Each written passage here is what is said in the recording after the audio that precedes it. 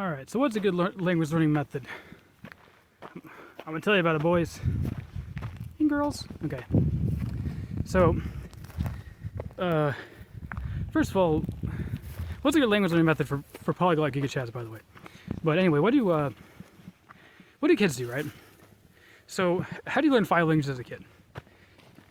So, what happens is different people in your community and different environments, people speak different languages, and it just happens, right? So your dad speaks Klingon to you because he's trolling you, and your mom speaks Portuguese like a normal person. You go to school, you speak English, you come home, you play with the other kids in the neighborhood, and they all speak Spanish, and bam, you know a bunch of languages, right?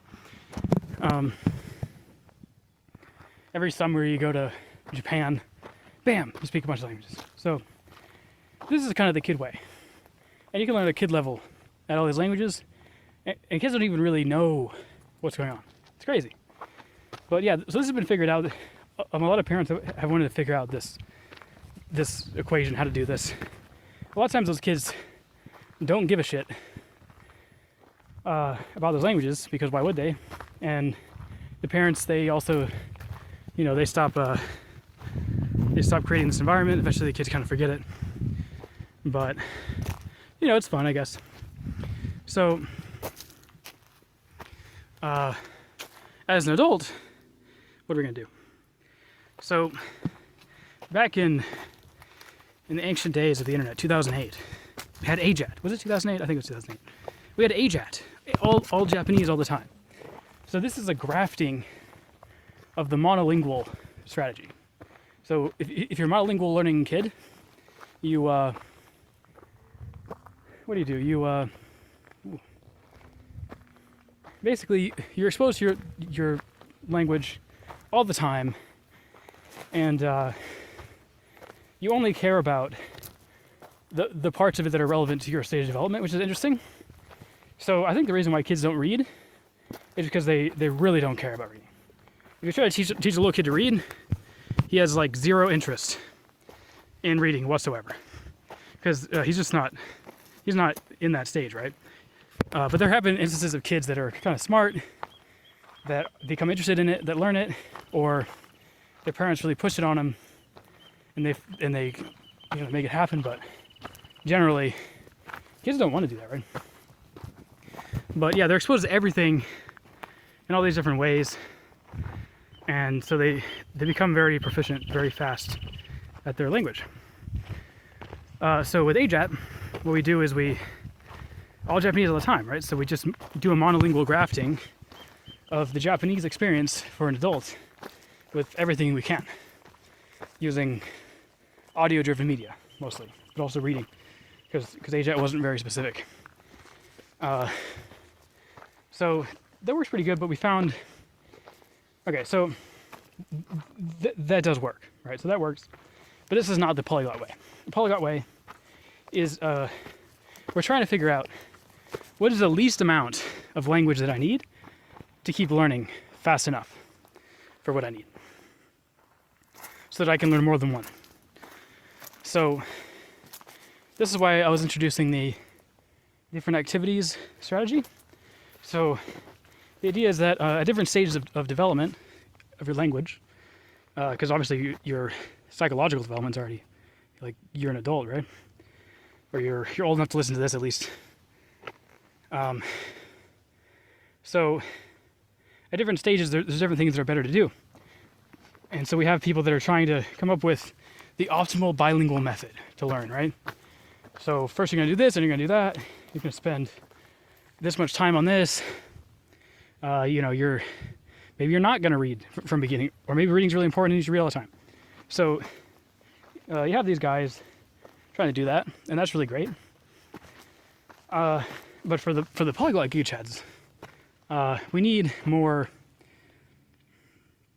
less time to get the same result. So how are we going to do that? What we do is less time per day, but more time in years. So it's going to take longer to get them all good. So we're going to start one, and then we're going to do the most optimal thing, and then that thing's going to become less optimal, and we're going to do the next thing. And then we're going to add a new language and do that first thing now in that language. And so we're going to ladder up. So this is an adaptation of the terrible idea that too many people have, which is like this. I can't learn Portuguese because I already know some Spanish and I need to get good at Spanish first, right? So with this idea, it's going to be 10 years before you start learning Portuguese. And so you probably never will. Because think about how much it takes to get good at Spanish, right? It takes too long. And there's all these stages you have to go through. There's all different things you have to do. You have to read books. You have to talk to people. You have to get good at listening to stuff. Maybe you want to travel to Spanish land. And this is going to take a really long time. But with Portuguese, you could have just started sooner and just done the things that would help you learn Portuguese, but wouldn't help you learn Spanish anymore. So if you listen to tons of conversations, and then eventually you can understand conversations really good, and then you realize that you're not actually learning that much Spanish anymore from conversations because you need more vocabulary from books and stuff now, right? So you have to change it up. That would be a good time to start with Portuguese, not when I'm already good. Because if you wait until you're already good, you're never going to know both at the same time in the future. So what I like about this method is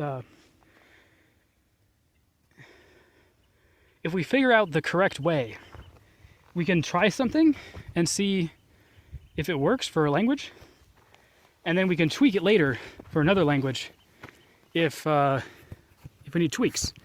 So it creates a repeatable experiment in each person that does this. So we can figure things out, right?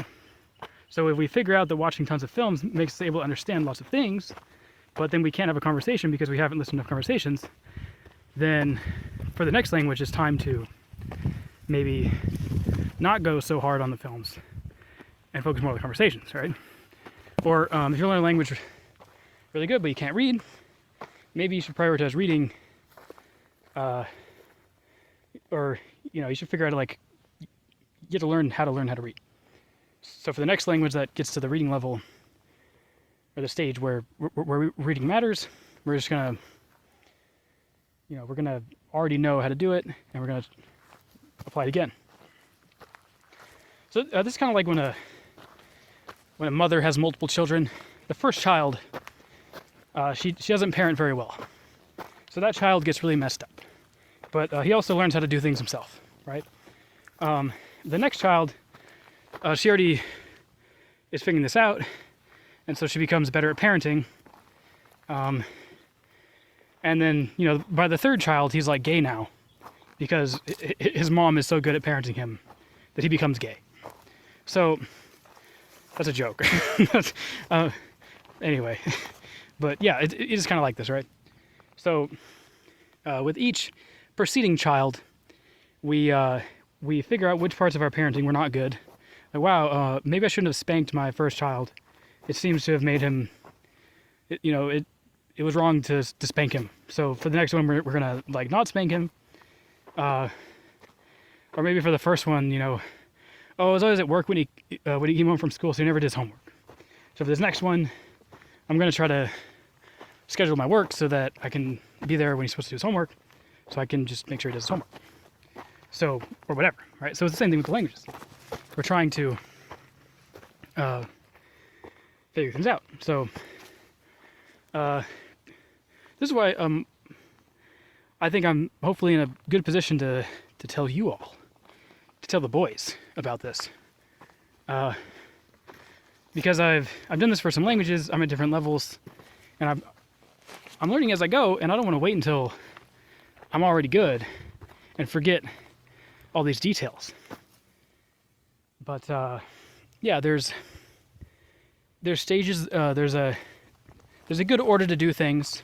There's a good amount to do things, and those details are specific for different languages. What languages you already know, and whatever else. It's a very personal thing, right?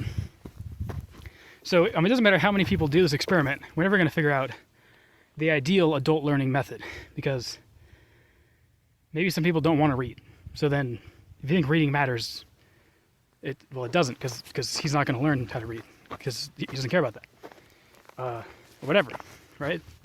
So it depends on people. There's a lot of guys in this space that learn languages that are not too hard for them, usually. So maybe they don't learn Japanese, and then they have these methods, but if you do them for Japanese, they're not really going to work. So, yeah, you got to watch out for that too. But that's why we tweak stuff, you know? We tweak stuff.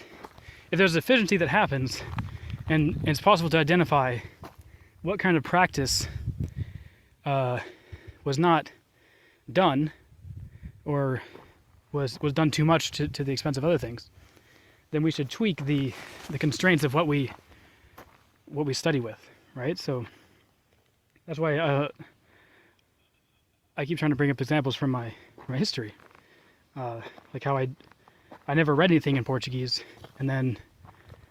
but I probably should have read some things, at least, because when I went to read, it was really hard, and I could have learned way more Portuguese a lot sooner if I had read more books sooner. Or yeah, just making sure that you actually listen to conversations as a beginner, and not just go really hard on watching the anime like a weeb, or watching Russian films like a commie. So yeah, you don't want to do that.